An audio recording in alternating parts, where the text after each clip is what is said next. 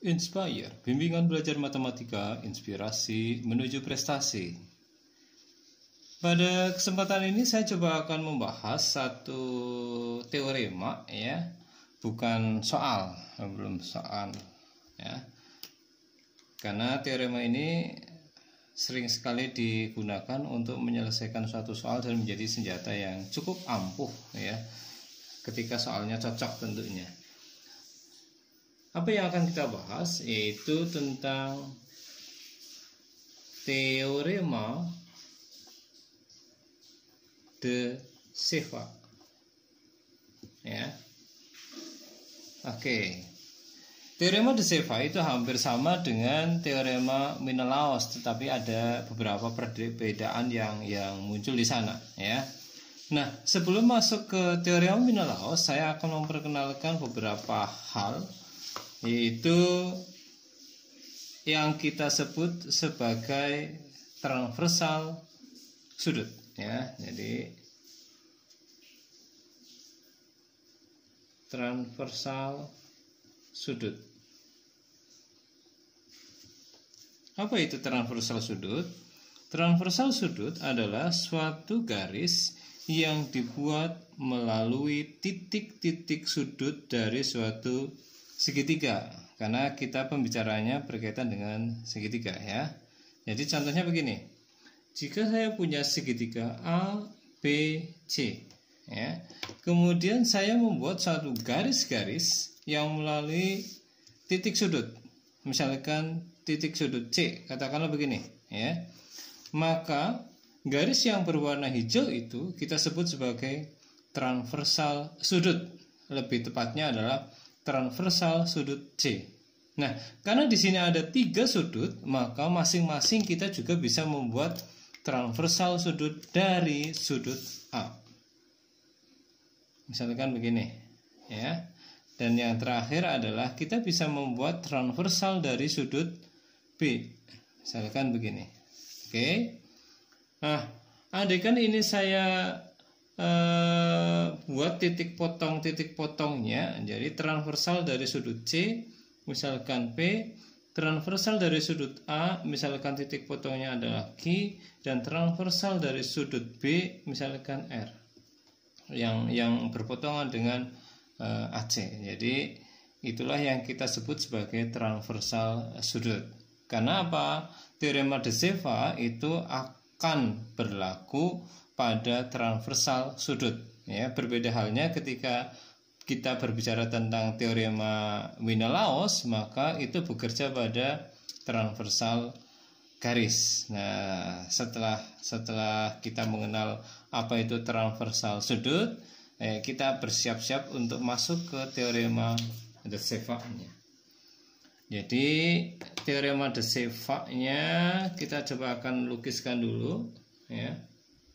Saya tuliskan ulang, teorema de Ceva. Saya coba akan lukiskan lagi segitiganya.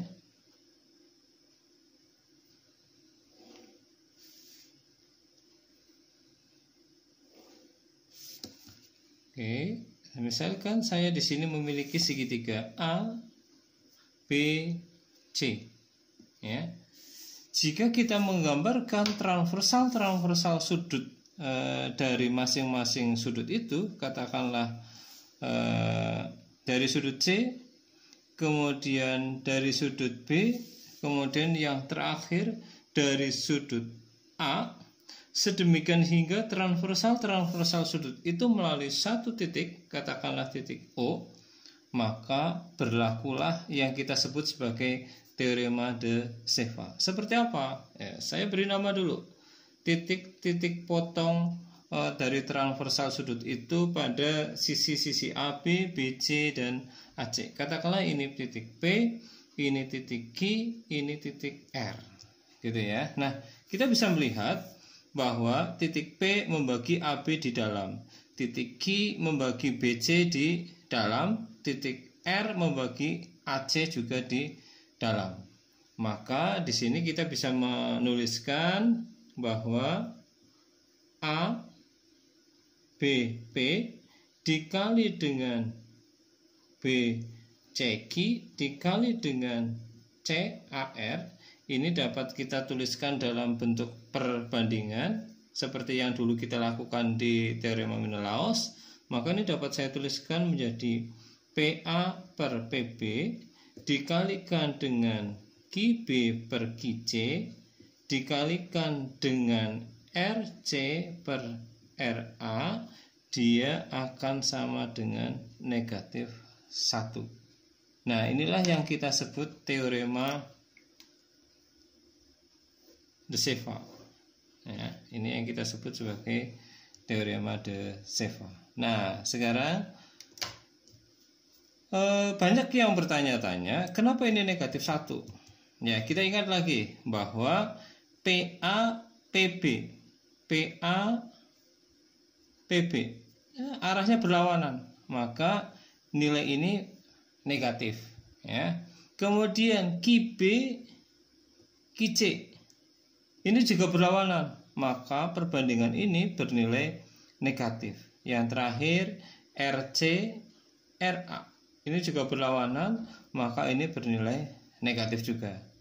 Maka negatif dikali negatif dikali negatif, maka dia akan bernilai negatif, atau lebih tepatnya adalah negatif 1.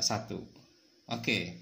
Nah, sekarang ini merupakan satu paket gitu ya, karena yang namanya teorema itu selalu berlaku jika dan hanya jika, atau if and only if. Nah, makanya di sini saya tuliskan kebalikan dari teorema de Siva. Artinya apa? Begini, nanti di satu kondisi ya, misalkan kita memiliki suatu segitiga,